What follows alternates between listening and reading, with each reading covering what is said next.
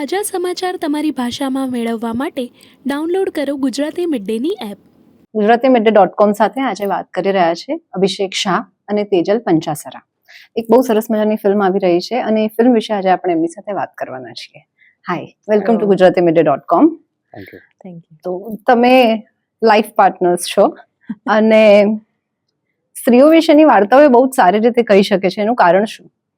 આઈ લવ that.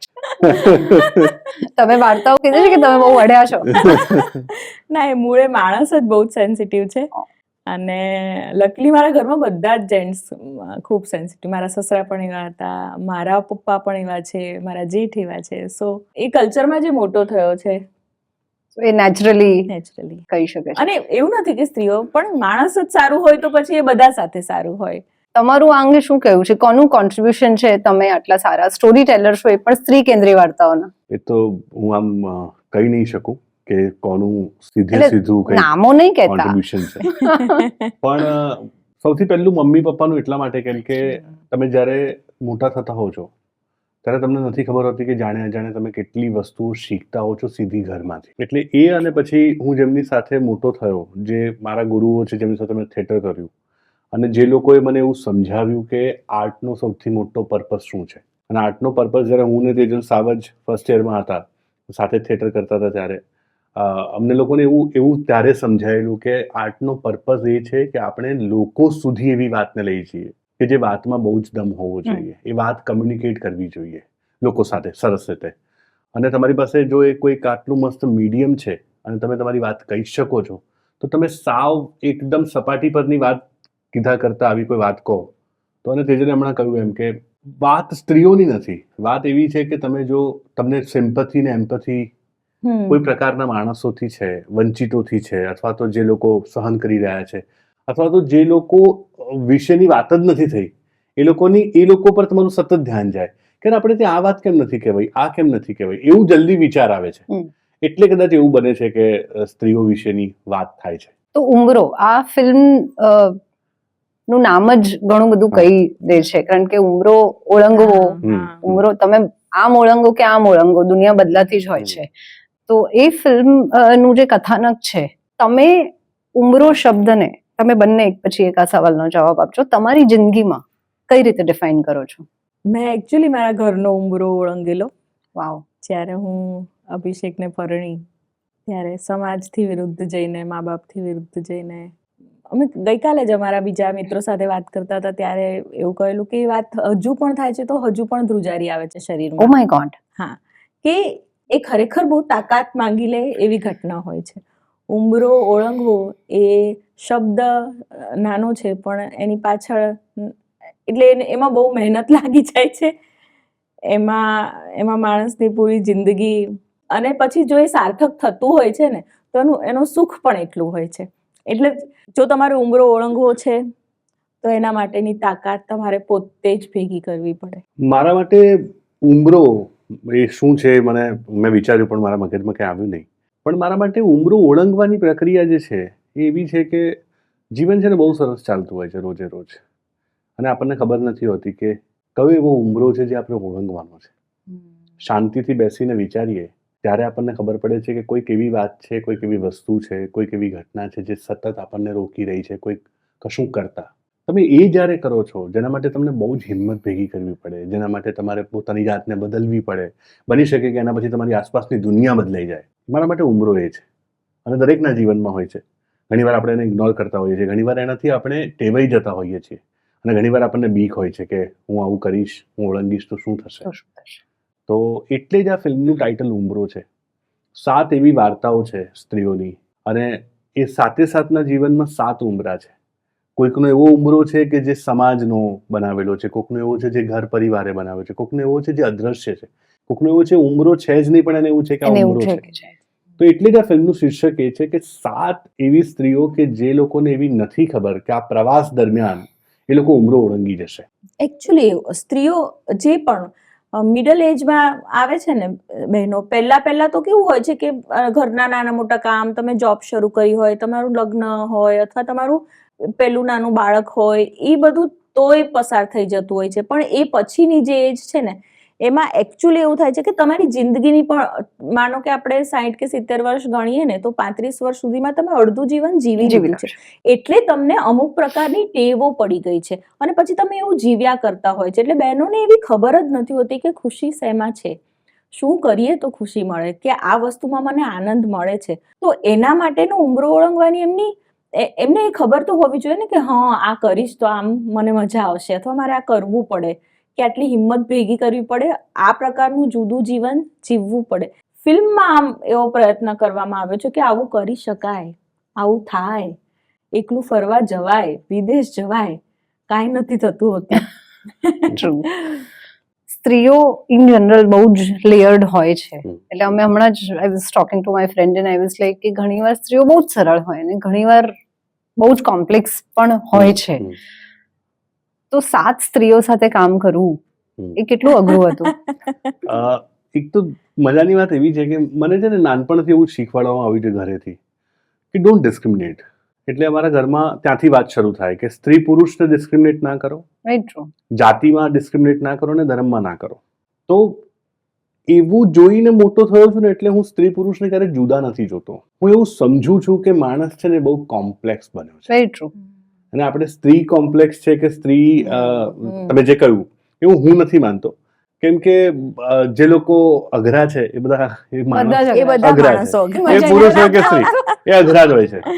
તો એ માણસ કેવી રીતે મોટો થયો છે, એના કેવા ગમાણગમા છે, એ કેવા પ્રકારનું કલ્ચર, એનું બેકગ્રાઉન્ડ, એ બેક સ્ટોરી, અને એ શું લઈને જન્મ્યો છે, કેટલી જીદ લઈને જન્મ્યો છે, કેટલી લાલચ લઈને જન્મ્યો, કેટલી ઈર્ષા લઈને જન્મ્યો છે, એનાથી એ માણસ બને છે. તો મને એવું લાગે છે માણસો તો બધા સારા બી છે ને ખરાબ બી છે. ક્યારેક હું કહું અભિષેક, મને એ પ્રશ્ન એનાથી પણ વિરોધ છે કે એવું નથી હોતું કોમ્પ્લેક્સ હોય છે, એવું હોય છે કે એક્સપ્રેસ નથી કરી શકતા. એક્ઝેક્ટલી. સાચા સમયે સાચી જગ્યાએ સાચા માણસોની સામે બની શકે. માણસની કઈ તકલીફ હોય અથવા એ કોઈ પેલા સાથે આવ્યું હોય તો એ એક્સપ્રેસ ના, ઇટ ડઝન્ટ મીન કે એ કોમ્પ્લેક્સ પર્સનાલિટી છે. એટલે maybe I think I personally feel કે સમટાઈમ્સ કેટલાક લોકો જાણી જોઈને they create that guard. Right. They પણ જવાબ એવો છે કે 7 અલગ અલગ વ્યક્તિઓ સાથે કામ કરવાનું થાય અને પછી 7 નહીં બીજા 2 લોકો પણ છે. આર્જવ અને સંજય બંને જણા કીર્તિ અને કિરણનું પાત્ર ભજવે છે, તો 9 જણા સાથે કામ કરવાનું. હવે 9 માણસો બધા જ અલગ અલગ, જેમ આ બધા પાત્રો અલગ અલગ છે એમાં માણસો બધા અલગ અલગ છે. 9 અલગ અલગ ની વિચારધારા હોય, 9 અલગ પ્રકારના માણસો છે. તો એવા લોકો સાથે કામ કરવાની મને તો બહુ મજા આવે. અને મારું સૌથી ગમતું કામ દિગ્દર્શનમાં અને એ છે એક્ટર સાથે કામ કરવું. મને છે ને મને માણસ જેટલો જટિલ એટલી મને મજા વધારે આનંદ, એટલું મને ઊંડાણથી જોવાની મજા આવે. અને મને છે ને જે સૌથી વધારે ગમે છે એવું છે કે જો હું તેજલમાંથી કે વંદનાબેનમાંથી કે સુચિતામાંથી કે દીક્ષામાંથી કે તર્જનીમાંથી કે વિનીતામાંથી હું શું કાઢી શકું કે જે પાત્રો સુધી જાય, અને પછી એ લોકોને પણ મહેનત કરવાની હોય છે. તો મારા માટે તો બહુ, મને એવું છે કે હજી પણ હું બીજી ફિલ્મ કદાચ કરીશ તો આનાથી વધારે લોકો સાથે કામ કરીશ. મને બહુ મજા આવે છે. સો as husband and wife being on floor together, A chemistry કેવી હતી? કોણ કોનું કેટલું માને છે? બીજા બધાને પૂછજો તમે. એકચ્યુઅલી તમારા બીજાને પૂછવો જોઈએ. ન્યુટ્રલ જવાબ કદાચ મળે ના મળે. પણ ના, હસબન્ડ વાઇફ પેલા પણ અમે બંને મિત્રો છીએ. ઓફકોર્સ. તો એવું છે કે જ્યાં એનો વાંક હોય ત્યાં હું તરત એને ટોકું છું ને એ મારો વાંક હોય ત્યાં એ મને ટોકે છે. એટલે એમ ગાડું ચાલે છે. ગાડું એવી રીતે ચાલે. ના, પણ મારા માટે એટલે મારે તો હેલ્લારોમાં પણ તેજલ મારી સાથે જ હતી અને એક્ટિંગ કરતી હતી એમાં, અને આમાં પણ એક્ટિંગ કરે છે. મારા માટે થોડું ઈઝી થઈ જતું હોય છે, કેમ કે ઘણીવાર કેવું થાય કે તમે પરિવારથી ડિટેચ થઈ જાઓ જ્યારે તમે શૂટિંગ પર જાઓ, કેમ કે પરિવાર ત્યાં સાથે આવી ના શકે. તો એ મારા માટે બહુ ઈઝી થઈ જાય છે, કેમ કે તેજલ મને બહુ સરસ રીતે સમજી શકે છે. તો અમારા પેલા કન્વર્ઝેશન જે બિટવીન ધ સીન્સ હોય, અથવા તો પછી સાંજે અમે લોકો ભેગા થઈએ, શૂટ પછી ભેગા થઈએ, તો એમાં મને એવું લાગે છે હું જાણે ઘરે છું. મારા માટે મારું જે કામ છે ને વધારે ઈઝી થઈ જાય છે એવું મને લાગે છે. બાકી એને ડિરેક્ટ કરવી કેટલી અઘરી છે હું નહીં કહું. ઇનફેક્ટ એ મારો બીજો પ્રશ્ન હતો કે how will you define him as a director and how will you define Har as an actor? પહેલા તેજલ કહેશે. અભિષેક સારો ડિરેક્ટર છે એકચ્યુઅલી. સારો ડિરેક્ટર. એ હોશિયાર, એ સારો માણસ અને હોશિયાર ડિરેક્ટર છે. એ કોઈ પણ માણસમાંથી તમે એને કોઈ એવું એને અઘરો કામ લેતા આવડે છે. હા એવી વાત છે કે એને કામ લેતા આવે છે. જ્યાં સુધી ફિલ્મનો સવાલ છે ને ત્યાં સુધી એવું હોય છે કે એની લખવાની ને એકદમ શરૂઆતથી જ હું સાથે જોડાયેલી હોઉં છું, તો પાત્રને સમજવું મારા માટે અઘરું નથી હોતું. ઠીક છે, એની માટે મહેનત કરવી પડે કે આમાં મારી કાઠિયાવાડી લેંગ્વેજ છે તો એના માટે મેં થોડી મહેનત કરી, પણ એની સમજણ મારી બહુ પહેલેથી ડેવલપ થઈ હોય તો લગભગ એવું નથી બનતું હતું. ક્યાંક ખોટા હોઈએ તો એ કે પણ ખરા. અને મને ટેકનિકલ સમજ નથી પડતી, જે બીજા સિનિયર એક્ટર્સને પડે કે આમ ઉભા રહીએ તો અહીં કેમેરો આમ છે તો આમ ઉભા રહ્યો, કે તમે આમ અહીં ઉભા છો તો તમે ઢંકાઈ જાઓ છો, એવી મને કદાચ બહુ નથી સમજ પડતી, તો એ તરત ટોકે છે. તો તેજલ નેચરલ એક્ટર છે અને એ નેચરલી બહુ સરસ એક્સપ્રેસ કરી જાણે છે. એ બહુ જ ક્રાફ્ટમાં નથી પડતી. અને હિલારોમાં પણ એવા 1-2 સીનમાં થયેલું, આમાં પણ થયેલું કે મને એવું લાગેલું કે તેજલે આવું કશું કરવું જોઈએ. તેજલ એવું ના કરે અને તેજલ કંઈક એવું કરે કે જે મને જોઈને, ઇવન અત્યારે હાલ ફિલ્મનું ફાઇનલ એડિટ જોતી વખતે મને એવું થયેલું કે મેં ઘરે જઈને કહેલું કે તે અમુક વસ્તુ બહુ સરસ કરી છે, કેમ કે નેચરલી એટલું બધું સમજીને પછી આમ કરી જાય છે. અને ઘણા એક્ટર એવા હોય છે કે જે લોકો બહુ જ આમ ક્રાફ્ટ અને બહુ ડિટેલમાં કામ ના કરે, પણ કામ કરે ત્યારે તમને આમ જોઈને થાય કે ઓ અચ્છા, એ જે પેલો તારી નદીઓ પાછી વાળજે, તારી વીજળી ભૂસી નાખજે, એના પહેલા કે છે માં આપણાથી ગરબા કેમ ના થાય, અને પછી એ કહે છે કે સૂઈ જા. એ મેં એને એવું કહેલું કે તેજલ તારે ડુસકું ગળી જવાનું છે અને તારી દીકરીને એવું કહેવાનું છે કે બેટા ગરબાની વાત ના કરીશ, જિંદગી વિશે હું તને કહું છું કે વી કાન્ટ લીવ, એવું કહે છે ખાલી. અને એને સૂઈ જા કીધા પછી એણે આમ કરીને આમ બહાર જોયું. મેં નહોતું કહ્યું એને. અને એને જ્યારે જોયું ત્યારે મારી અને ત્રિભુવન બાબુ સિનેમેટોગ્રાફર બંનેની આંખમાં આંસુ હતા કે મેં કીધું આ શું કર્યું આણે. તો તેજલ એ પ્રકારની એક્ટ્રેસ છે, બહુ નેચરલ. અને એને જ્યારે એના ઇન્સ્ટિંક્ટ પર કામ કરે છે એ વખતે એને જે ફીલ થયું એને કર્યું, અને જો પહોંચ્યું તો એવું ગજબ પહોંચે છે. બહુ સિરિયસ વાતો કરી. તમારે એમના વિશે 3 વાતો કહેવાની છે જે તમને નથી ગમતી. તમારે એમના વિશે 3 વાતો કહેવાની છે જે તમને નથી ગમતી. 3 થી શરૂ તો કરીએ. તું જ બોલ પહેલા, હું એમાંથી કંઈક કાઢી લઉં. જો આવું કોપી પેસ્ટ કરે છે ને ચાલે.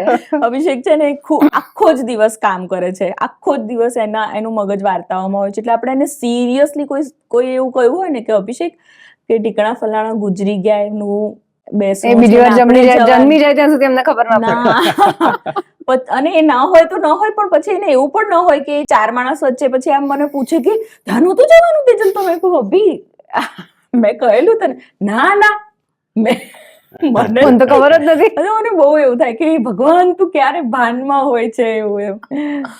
સો એના સુવા અને જાગવાના ટાઈમિંગ વિશે મને બહુ જ તકલીફો હોય છે, ખાવા પીવાના ટાઈમિંગ, એટલે જે પણ નોર્મલ વાઈફ ને હોય ને એવી બધી જ ફરિયાદો. પણ સારા માણસ જીતી જાય ને એવું. આઈ નો. સો સારા માણસ બોલો, ચલો તમારો વારો છે. તેજલનો બહુ મોટો પ્રોબ્લેમ એવો છે કે એ મગજથી નથી વિચારતી, એ દિલથી વિચારે છે. બહુ જ લાગણીશીલ છે અને પછી એ દુઃખી થાય છે. એવું મેં એને આવું સીધું ક્યારેય નથી કીધું, આવું પહેલી વાર કહ્યું મેં.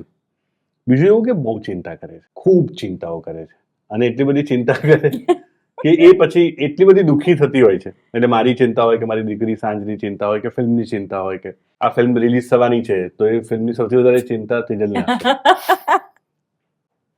અને ત્રીજું, મારે કેમેરા સામે ના કહેવું જોઈએ પણ હું કહું છું કે એનું ધ્યાન નથી રાખતી. એ એનો સૌથી તમારું ધ્યાન રાખવામાં રહી જાય છે. એ મારી દીકરી સાંજની નું ધ્યાન બહુ સરસ રાખે છે, બહુ જ મા તરીકે બી બહુ અદભુત છે, પણ એ એની હેલ્થ નું ધ્યાન રડી પડશે. She is about to cry. ઠીક છે. ઓકે. સો નાઉ તમે લોકો મિત્રો હતા, પરણ્યા, સાથે કામ કરો છો. You have to ask one question to him જે તમે હજી સુધી એમને નથી પૂછ્યું. એવું છે કે એકવાર આને મારે પૂછવું છે અને તમારે એમને એક સવાલ પૂછવું. ખરેખર એવું થાય છે કે હું તરત કરનારીને વર્તનારી માણસ છું, એટલે હું પૂછી જ લઉં કે anything that you want to ask, કંઈ પણ વિચાર. તને સાચે હેર ટ્રાન્સપ્લાન્ટ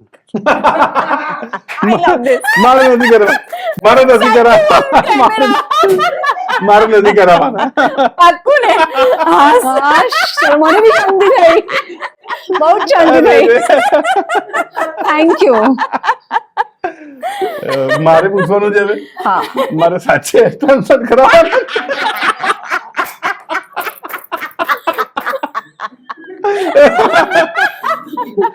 નથી કરાવવાનું. નથી કરાવવાના. હું પણ ના પાડું છું. It's so weird. No. So weird. Yeah. અરે વાહ. On this note, Abhishek Shah hair transplant નહીં કરાવે અને આપણે બધા ઉમરો જોવા જઈશું. Oh, please, Sure. please. Thank you. Thank you. Thank you. મજા પડી. સબસ્ક્રાઇબ કરો Gujarati mid day. Bell icon પર ક્લિક કરીને મેળવો તમામ વિડીયોના ડાયરેક્ટ નોટિફિકેશન.